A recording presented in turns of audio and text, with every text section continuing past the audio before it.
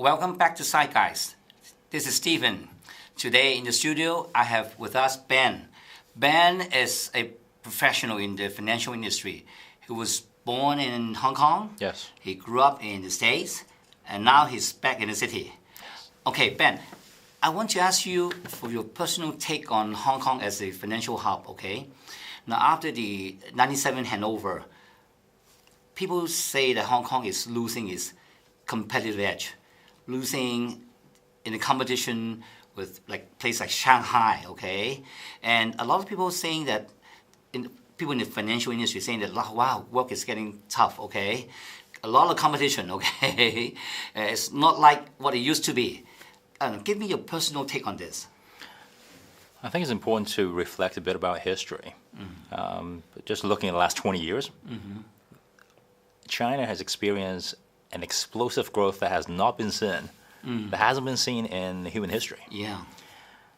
In that process, Hong Kong, as a financial service provider to China, and during this explosive period, in now called the traditional finance, obviously felt that it was a period where lots of profits can be made, lots of value can be added.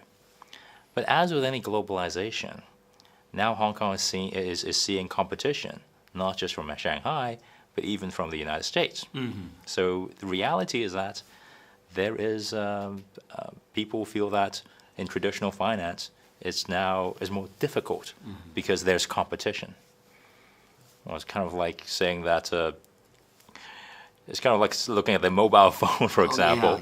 If iPhone, when it first came out, like the only game in town, one of a kind. Yes, one of a kind. Yeah. But then, as there's now more and more competition, it's more difficult to compete. But at the same time, the pie is so much bigger. Yeah. So yes, Hong Kong might getting a smaller percentage share, but the pie is so much larger. How can you complain because of that? You cannot expect to always have 100% of the pie to yourself. Oh. But also there's another aspect to it. Now that China has grown so much, substantially, the finance sector in Hong Kong, I'll call them the traditional finance, and I'll call it new banking, finance. Right? Yeah, I'll call it banking. I'll call it traditional finance versus a new finance. And I'll call new finance, like in financial technology, you're actually today you have far greater opportunities than when Hong Kong was a monopoly to Chinese financial services, say 20 years ago. So in terms of for entrepreneurs, new businesses serving Hong Kong/China, I think the opportunities today is actually greater than 20 years ago. When you talk about the traditional service providers and the new service providers, yes, are you referring to the innovative, the online, the technology-driven part of the financial industry, right? Yes. Okay. Yes. And for that industry, to get into that industry, what are the obstacles to the traditional financial service providers like banks, okay, big global or regional banks? Are there any obstacles to them as financial service providers to get into those new areas, new products, new services? It's more of a internal corporate barriers rather than, in my opinion, rather than real barriers. For example, a lot of these financial technology companies are really trying to disrupt the traditional firms in terms of their offering. And of course, the traditional companies wanted to protect their own turf. Okay. And it's more of a, in my opinion, it's really more of a challenge to make that decision internally by the traditional financial services.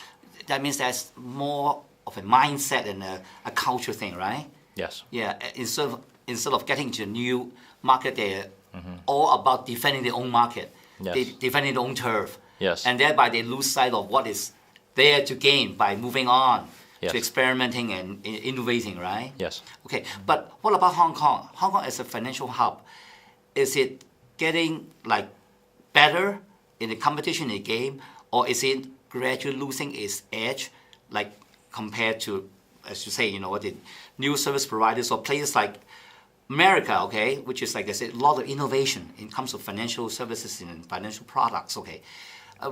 Is Hong Kong still retaining its own edge, its own benefits, its own advantages, or is it losing out? I think the edge is still there, and I expect the edge to remain there. What are our competitive edge when it comes to the financial products and services? Like, Well, there are two aspects to this. First, there's a cultural aspect, and there's also the I'll call it the distance aspect. okay, If Hong Kong were to serve the Chinese market, I mean, I myself ethnically being Chinese, Yeah. I understand that Chinese culture is different from, say, most Western cultures.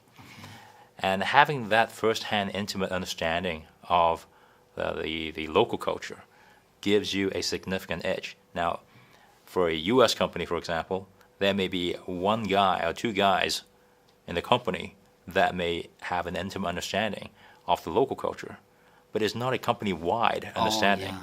Whereas in Hong Kong, you have you can hire locally, you have everyone from the entry-level employee all the way up to the top. Because it's home culture, right? Exactly. Yeah. Yes. So the cultural edge is definitely remaining there. And the second aspect is distance. In Hong Kong, a firm, a professional, can head over to Shenzhen, for example, in 2 hours, or Back probably even less. Before dinner. Right? Back before dinner. And whereas for a guy, say in New York, it's probably taking like a day and a half. Yeah.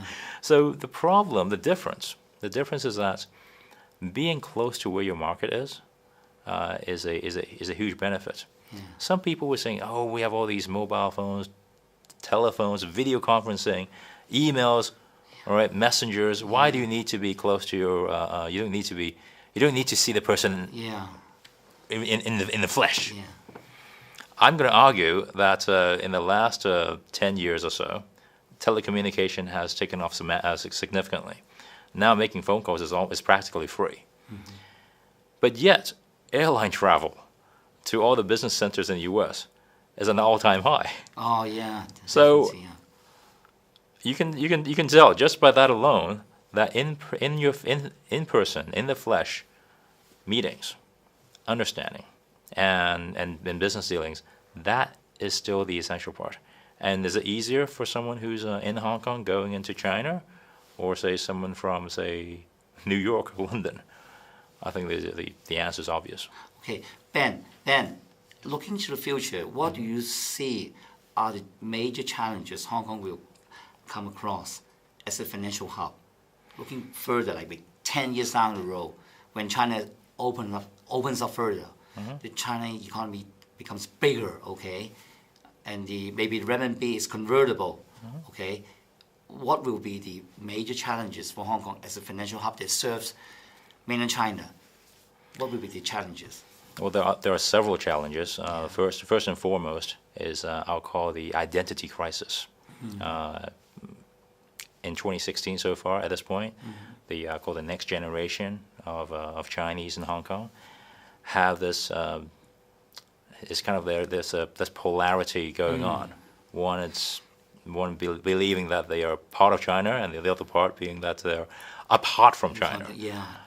I think that actually is a problem because at some point, this identity crisis can become an issue in terms of culture. And remember the cultural edge I mentioned. Yes. It works both ways, right? It works both ways. Yeah. Yes. And I think this is also ideologically driven, right? Because there's an ideological gap between we who grew up in Hong Kong and what we perceive as, the values across the border, right? I think this is also ideologically driven. To some aspects, yes. But also, even let's say growing up and spending decades in the U.S., same state, same, I'll call within a 100-mile radius. Things change, right? Same government structure, but still the day-to-day lives. I mean, things change. Oh, okay. So I think that is an important aspect. Now, of course, I'm not trying to diminish the the arguments of some of these changes that are that some of the people in Hong Kong are concerned about. Yes. But to demand for no changes whatsoever and expect that to happen, I don't think that is actually realistic. Okay. Because life changes. Okay. Yeah. Good. And besides that, any other challenges down the road to Hong Kong? I think the education is very important, especially moving forward. This point is really talk about more of a not just knowledge economy, but really how people can deal and interact with each other. Yes. And I believe that that aspect is somewhat missing in today's education system. Okay. And just a case in point. Okay. I hear parents scheduling numerous activities, like throughout the weekend, for the kids, in addition to the weekday schools and homework. It really gives very little time for children to really socialize and learn how to interact and grow up with other kids outside of a very structured environment. But I think a lot of the business ideas, opportunities, and problem solving actually comes from that kind of interaction. Oh. So that is something that is of concern. That is what we call the time on your own, right? Yes. You can do something on your own, isn't it? You're nobody to bother you. You can free to do whatever you like, isn't it? And that is what gradually becoming a rarity in kids' life nowadays in Hong Kong. Okay, right. Okay. And besides these two challenges, any others do you think that we should really focus on? I think people should focus on the future and not so much about retaining what they now have. Again, that's it's somewhat of a cultural thing, but focusing on where you can go in the future, rather than saying that this is what I had in the past and I don't want to lose it. Wow. When one door closes, two more doors open. This is like a mentality thing, right? Yes. Instead of defending what you have, look forward to what you can gain by moving ahead. Yes. Yeah, embracing change thing, right? Wow, good, Ben. It's so good talking to you. Thank you, Stephen. Thank you. We should do this more often, okay? I look forward to Okay. it. Thanks. Thanks for tuning in. We'll bring you other great stories later. Bye-bye for now.